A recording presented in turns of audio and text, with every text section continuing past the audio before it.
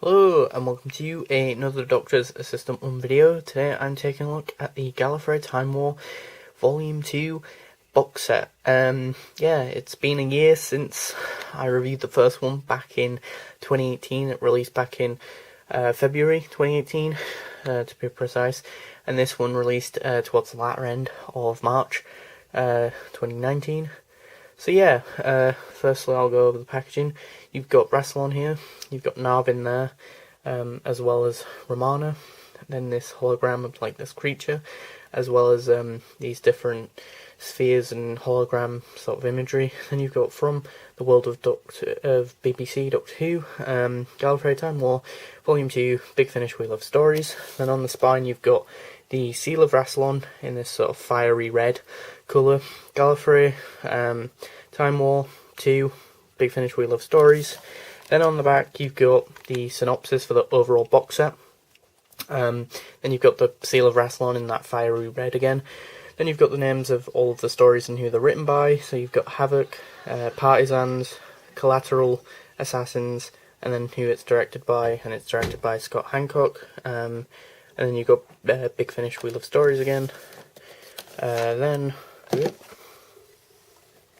on the inside you've got the dual case, similarly designed sort of case like the first box set, and that so you don't get any individual artwork or anything, and it's same on the back and same on the front as is the just cardboard box that you get. And then opening it up, you are greeted with the discs, of course, and then the pamphlet with the sort of cast notes and credits and stuff, and that. So you've got the cast production notes, as well as some pictures, as well as on the back a synopsis of all 4 of the stories, like more of an in-depth synopsis on each one. As well as the 4 discs, you also get a 5th one, which is the bonus features, and that's, if you're interested in the behind the scenes of the box set, that's worth a listen to. That's everything for the, obviously, presentation and or packaging. On to the first story, which is Havoc. I thought it was okay. I didn't think it was as, for lack of a better term, grandiose and epic as it could have been. It was okay. It felt like, going from the first box set, which felt like the Avengers Assemble of the Gallifrey series, in so much as, you know, you've got Ace, you've got Braxiatel, you've got Leela, you've got the Master, and you've got, obviously, the staples being Romana and Narvin, but you've got all these other well-known, established characters from the Doctor Who, universe.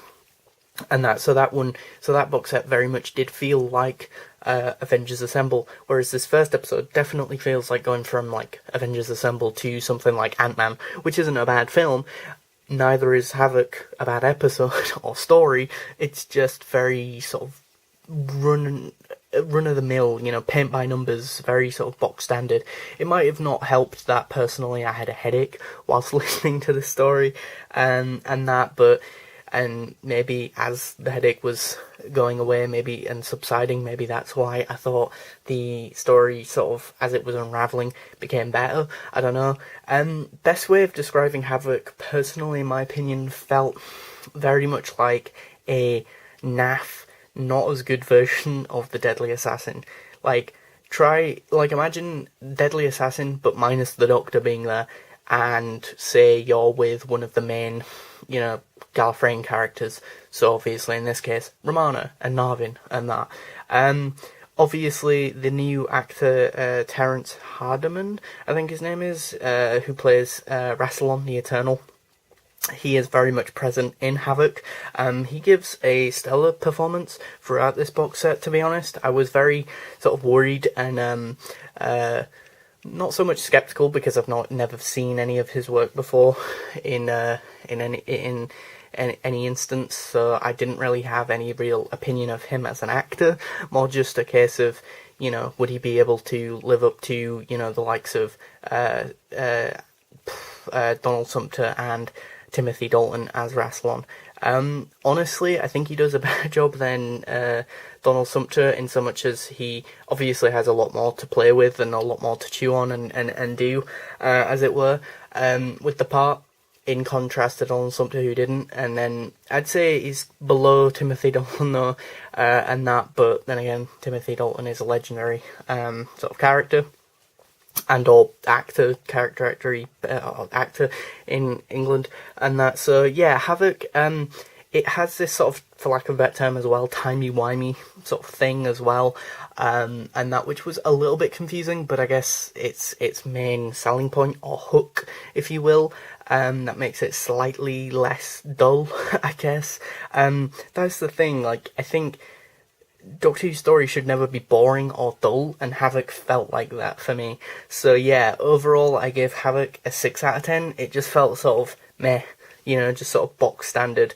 I think the best things that sort of kept it above average for me was the performances from the main cast, being, Lalla Ward as Romana and Terence Hardman as Rassilon and the guy who plays Narvin. They were all superb, and the sound design's good, and the music throughout this box set is actually quite interesting, quite ominous, quite eerie, sort of atmospheric, for sure, which is quite an interesting sound design and sound mix to have in this box set. But I guess it works in so much as everyone is very much sort of trying to double cross each other and sort of reach for the top of the hierarchy, as it were, and that.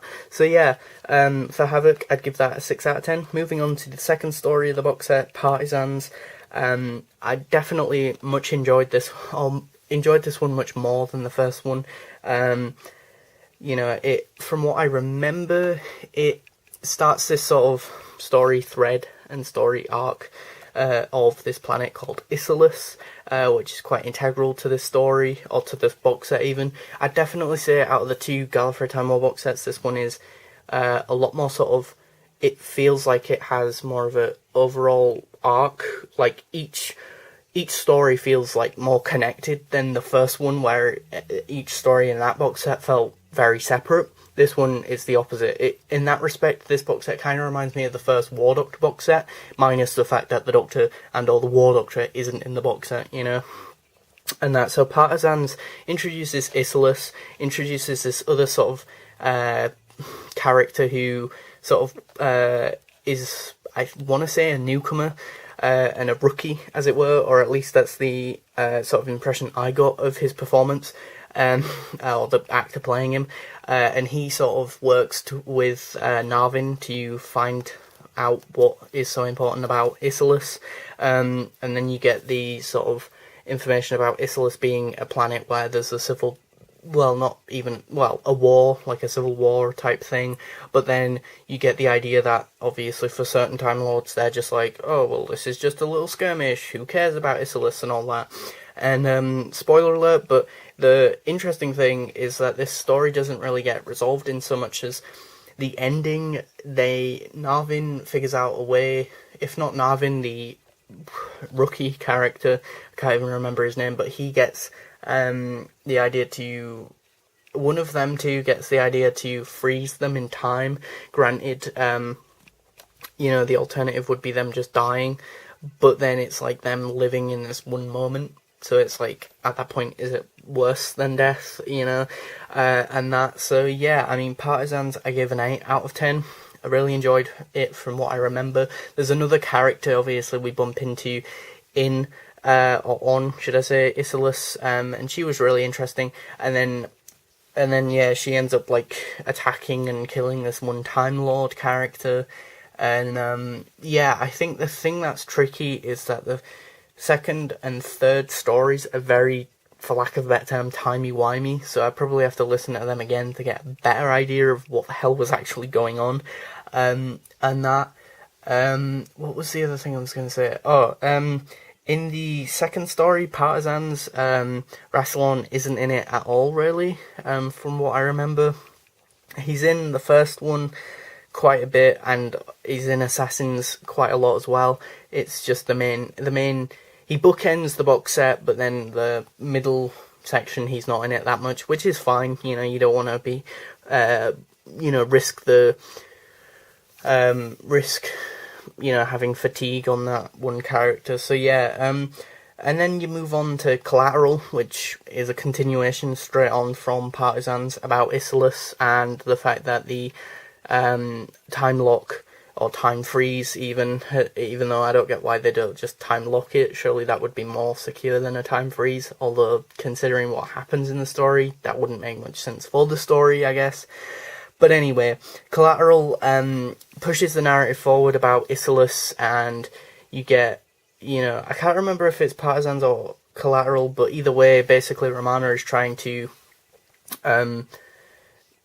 rescue people from Isolus. Granted, spoiler alert, but the attempt to do so fails, and basically Rassilon wants to just not only blow up the planet, but erase it from it even being created, which is just, as Romana puts it, I think it's this episode where you get the line of Romana saying, what was it? This is genocide by superiority complex, which is a great line from Romana, Varaktalunda.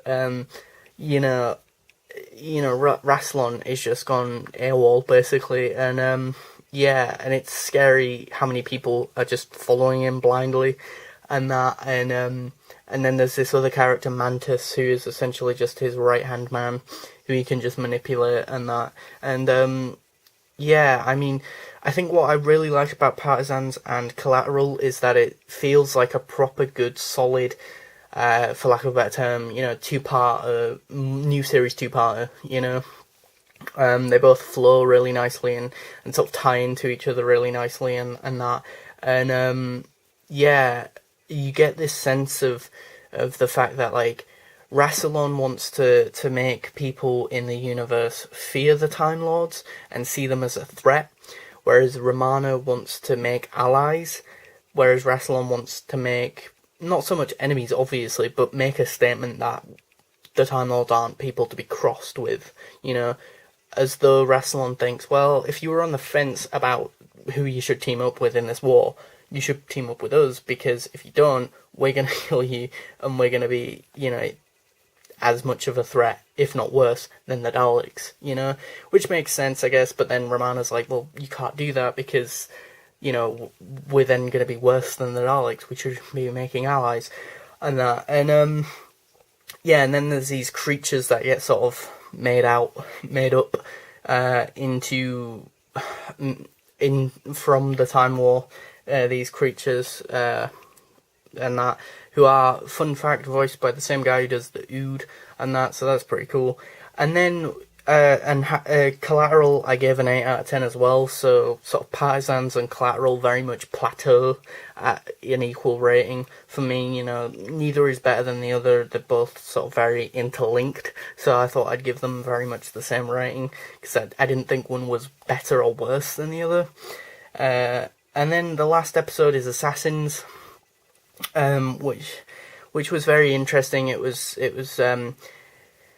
very epic, very epic, very sort of everything sort of ramped up to this and that, and as I said, these creatures, Narvin seems to be, you almost think that Narvin's going to be fractured away from Romana and is going to not so much betray Romana, but definitely turn his back on Romana.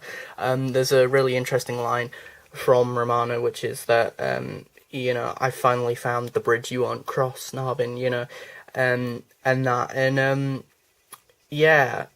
you've got Rassilon, he mentions something about getting his, like, this episode feels very continuity heavy, and so much as, so if you like that, you'll like Assassins, which I love continuity, especially in Doctor Who. So, you get, the mention of the sash, the rod, and the gauntlet of Rassilon, and the gauntlet is, I think, used in this episode.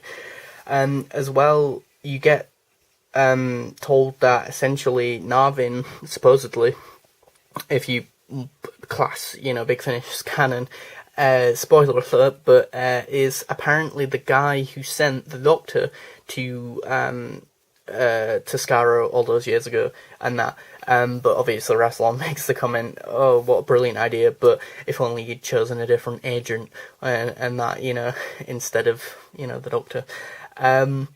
But yeah, which is interesting, and yeah, and I just love the subtle things, the little things in these stories, like referring to Rassilon as Rassilon Eternal, and that, and Rassilon referring to daughter of time to Romana, or my children. He speaks of them as though they're his babies, really. These Time Lord people. And then there is a very scary moment where he goes a bit AWOL towards the end and makes this comment about, "Are you a politician? Well, you need to be warriors," and that, and he mentions, there's things about Illustra as well in Assassins, and that, and there are some mentions of the Doctor, and that, as well as mentions of Leela and Ace, Leela and Braxiatel, and even the Master. So yeah, all the characters from the previous box set were mentioned in Assassins, as well as maybe some of the other ones, but heavily in Assassins and that, which is interesting. I like when things call back, obviously, as I say, to other episodes, or make links there, and there's a continuity, yeah, it's interesting. Assassins was a good episode. I really enjoyed that one, and that, it's probably the most action-packed story. I'd definitely say, for me, a big criticism for me would be of this box set is the fact that there are no Daleks in it. With the mentioned briefly in I think Havoc and maybe Assassins, or the mentioned here and there, but there are no Daleks in any of these stories. They are briefly in the first box set, in Sorge Obscura, and the last episode of the first box set you have the Dalek Emperor. But in this one, you don't even get that, instead you get these new creatures that are made purely from the fact that the Time War is a thing, which is interesting, and I like the plot twist and where that sort of those characters and that sort of story goes, because that is a big vocal point and the point of focus of Assassins, without giving too much away, and that there. But yeah, I hope for the next box set, which supposedly releases in 2020 at some point, I hope that the Daleks are in the next box set, obviously. But yeah, also, spoiler alert, but Rassilon, I think, from what I remember, regenerates in this. Now, the thing is, I was under the assumption that he kept this same body, and he's a new incarnation, but he's still the same person. But then, I don't know, I mean, it's a bit odd, because, again, in the behind the scenes, supposedly they, one of the writers, maybe Scott Hancock or Matt Fitton, say something along the lines of, well, if we'll recast someone else as Rassilon. But then it's like, at that point, why did you even get Terence Hardiman to play Rassilon, if you were just going to recast him? And especially if he is going to be present in the next box set, which I'm not even aware if he is going to be, and that. And there's a lot of just talk generally of, obviously the War Council and the CIA, which is what Narvin and Romana are a part of. So, if you are interested in sort of the politics on Gallifrey, then this is the box set and series for you. It's more, for lack of a better term, I guess, nasty, grittier, for lack of a better term, and dare I say this, but bitchier, I guess, and that because everyone is tense, everyone is butting heads, and there's a lot of friction between everyone because they're at war. So, the normal politics of every day is heightened by, is times by 1,000, do you know what I mean? And that, but yeah, Isolus is very interesting. There's a tactical advantage as to why both the Time Lords and the Daleks would want that planet, which is interesting. And yeah, I gave Assassins, by the way, a 9 out of 10, and so overall I gave the Gallifrey Time War box set Volume 2 a 31 out of 40. I gave it 1 whole point more than the first box set, although, to be honest, I'd probably say I prefer the first box set, even though, as I've just said, I supposedly gave it a point more. But yeah, thanks for watching, comment, rate, and subscribe.